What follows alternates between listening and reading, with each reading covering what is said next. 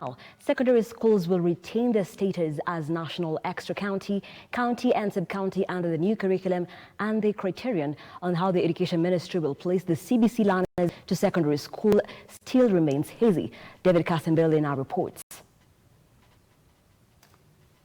The confirmation that schools will retain their status has raised concerns over the possibility of a learner's merit in primary school determining which secondary school they will join. Kenya Parents Association Chairman Nicholas Maiyo says this will raise concerns over the possible return of cutthroat competition to secure slots in top national schools under the new curriculum. The Principal Secretary of the new State Department for Implementation of Curriculum Reforms within the Education Ministry, Fatuma Chege, however, downplayed this possibility, noting that the categorization of schools is not related to the learner's outcome. Fatuma spoke during an engagement on the progress of the new curriculum with the Kenya Editors Guild. Chege said that the focus is to ensure that children will transit to schools well equipped to ensure they meet the educational requirements in junior secondary school. Chege added that the label of national schools, extra county, county, sub-county will not define the quality of education. It is what happens inside a school and inside a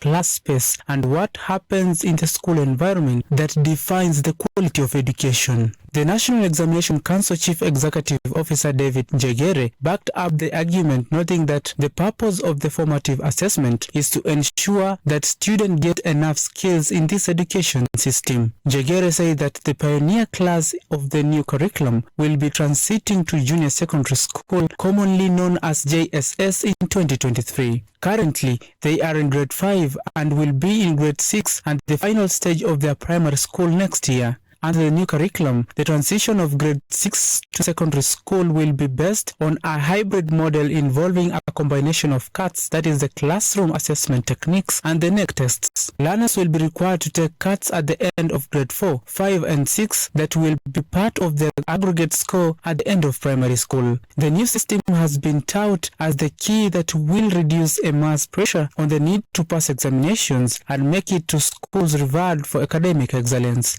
CBC learners will sit a final exam at the end of primary school like KCPE, but it won't be the sole determinant of secondary school. Each CAT will carry 20% of the final mark. This means that the 3 CATs will cumulatively account for 60% of the final score. The remaining 40% will be from the Kenya National Examination Council exam to be administered at the end of grade 6. The cumulative score the learner will get will determine the secondary school they will join, and however, it is clear how pathways will be adopted in various schools. Njegere said that in junior secondary school, the learners will be introduced to all pathways. This is to help them build interest in their strong areas and what they will seek to specialize in when they join senior secondary school. David Kasembele, Lookup TV, Nairobi. And still on matters